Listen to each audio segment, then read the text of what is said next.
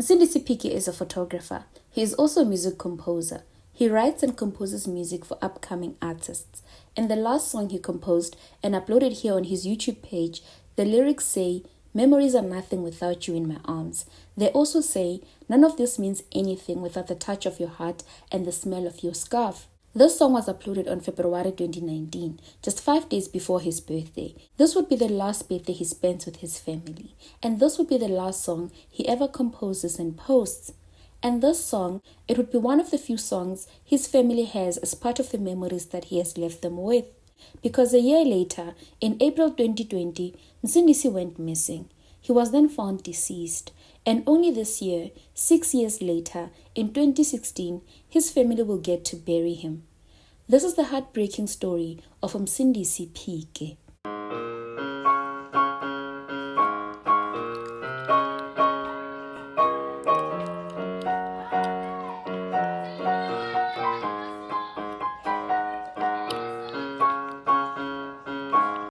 Welcome to True Crime with me, Julia. On this channel, we look into true crime cases that have happened in South Africa.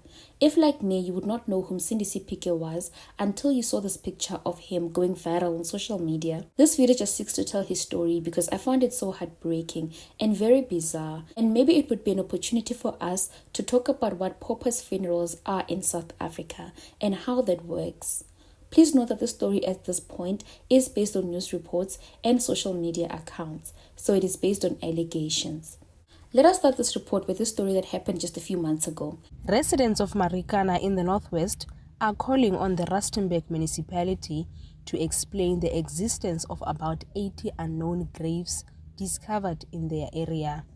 One resident recalls the day he became aware of the situation. Ndabona apha uDavu imoto ke le yi-H1 xa ndidlulayo apha ecaleni kwayo ndabona uba ye kuneebhokisi ezininzi. Ndabuza kwaba bantu uba hayi bo iibhokisi ezingaka kutheni na. Eza bhokisi zazingaphezulu ku-100, iibhokisi ezincane. Ndabuza nje lo mbuzo.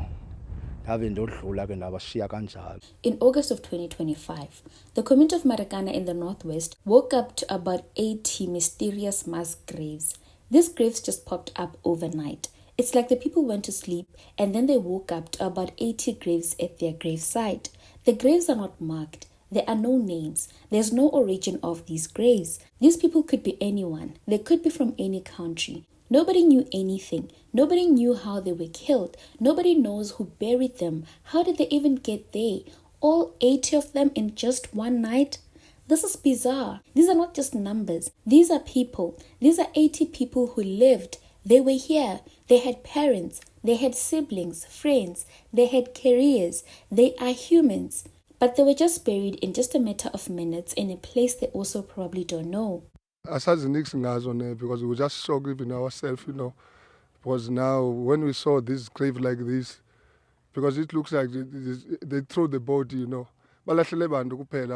so it's shock, and there's a smell around here in Marikana, and then we suppose the community must know about this thing, what is happening here, and then it's supposed to be barricaded also, not like this.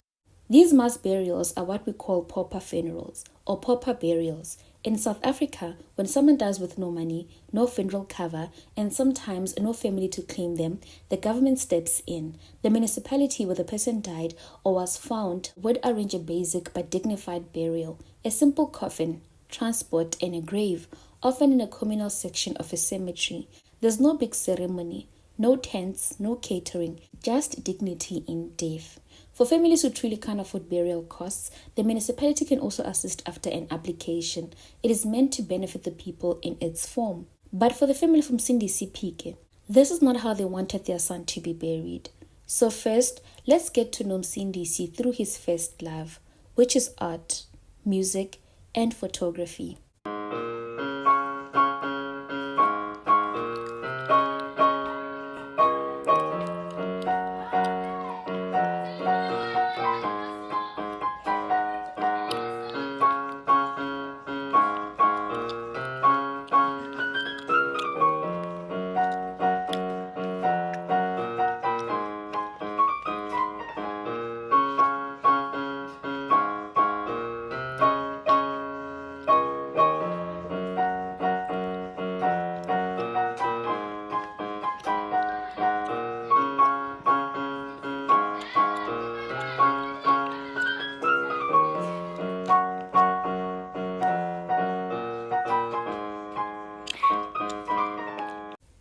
Msindisi is from Botshabelo in Bloemfontein province. He is the son of parents Moses and Phike. He is a brother and a friend and was deeply loved by his family and those close to him. They describe him as a quiet person. They say he was smart. He was a visionary and had some amazing ideas for the future. They say he's the type that preferred to do less talk and just a man of actions. He was studying mechanical engineering at the Central University of Technology in Bloemfontein, and on the side, he pursued music, he composed songs, and he was a photographer. Now, this next part of this report is based on a news article by local newspaper Bloemfontein Courant. According to the paper, on April 26, 2020, this was during the hard lockdown in South Africa after the outbreak of the COVID pandemic around the world at the time. So the newspaper reports that on the day, Msindisi woke up and he did his house chores. He then decided to do the garden. And then the last time his sister Bulela saw him, he said he was going to take a bath. And then according to another report by Ground Up News, Msindisi then told his parents that he was going out. He will be back shortly. They say he was wearing blue overalls when he left, and that would be the last time they ever saw him. The family got worried when he did not come back home, especially because this was during COVID and the hard lockdown. And then the next day, they went to report a missing persons case at the Mangaung police station on April 27. At the time, the family lived with their 91-year-old grandmother, whom Msindisi was very fond of. Bulela said she believed something bad might have happened to her brother because knowing his grandmother's health state, he would not just up and leave because he understood that would affect her. Bulela adds that her biggest concern was that Msindisi might contract COVID and not even be home or go to the hospital to get treatment.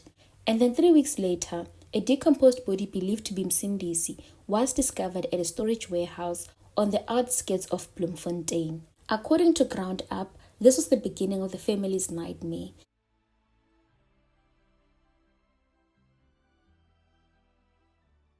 They say between 22 and 25 May, police informed the family that the body matched Msindisi's description. His sister Bulela then says their 3 cousins went to the state mortuary to identify him. His condition was so bad that they could only identify him through the clothes that he had on.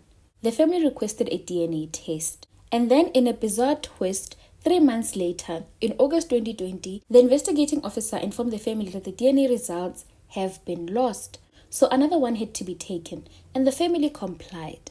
Then the case went silent for another 3 months. No updates on the DNA test results. And then Msindisi's father and Bulela's fiancé went to the Bainsvlei police station in December 2021 to ask about the DNA results. The officer in charge at the time called the SAPS labs in Pretoria to inquire. It was only then that the family received the positive DNA results via WhatsApp Messenger.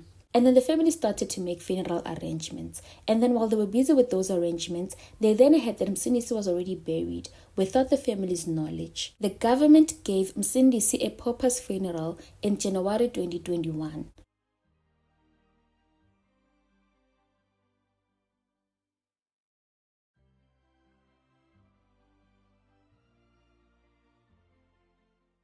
The family say there was no communication, nothing from the police about this. And then they wanted answers, but they were sent from pillar to post. No answers were forthcoming. It was not clear who ordered his burial as they were waiting for the DNA results. So then the family asked for his body to be exhumed. This process took years, since 2021 until now in 2026. And this in parts was because the family was being sent from department to department for answers. According to the police, when Msindisi was found, they compiled a case of culpable homicide due to the circumstances surrounding his death. They wanted to know how he was killed. They sent the case to the state prosecutor, who ruled that there was insufficient evidence to proceed with the case as culpable homicide. And then the case was taken to the inquest court. This is where they were waiting for a decision on whether it should be further investigated. Meanwhile, remember Msindisi's body still at the mortuary? Well, by law, the state mortuary only keeps deceased people for 30 days, and then if they are not identified, the municipality goes ahead and buries them in a pauper's funeral. And at this point, they only can keep a deceased person for a longer period if the police specifically identifies that person and tells the state mortuary not to bury them for whatever reason. mostly for DNA results or police investigations that are underway. So it is not clear if the police did that. So what we do know is that the municipality then appointed Ratlo Funeral Parlor to bury Msindisi. The funeral parlor says they only knew that they buried an unknown body. The funeral parlor's manager, Kudu Rameje, said they were appointed by the Mangaung Metro Municipality to bury unknown bodies. He added that if they had known there were DNA results outstanding, they would not have buried him. The Northwest Provincial Health Department spokesperson, Mondli Mvambi, said an unknown body was brought to the government mortuary by the police, the death being due to unnatural causes. Nothing else was said to them, and the department said they knew nothing else from here. I think this is to emphasize that from their part, they didn't know that there were outstanding investigations that are underway. Now you can imagine the amount of back and forth that the family had to go through in order to not only ask the municipality to exhume Msindisi's body, but also to get to know what really happened to him. So this went on for years. And then last week, Msindisi's pictures went viral on social media.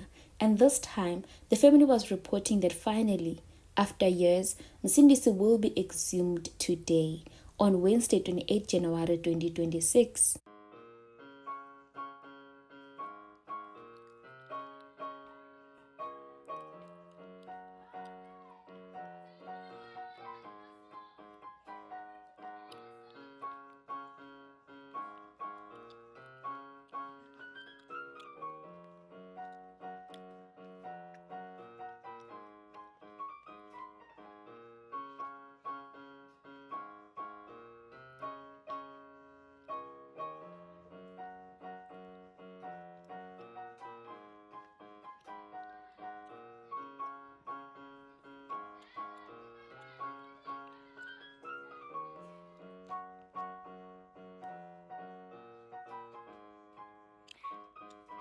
And as it stands, Msindisi's family will prepare for a proper burial, almost 6 years since he passed on. Police say an inquest will be held to determine the cause of death. The family is also considering legal action against the state for the burial without consent.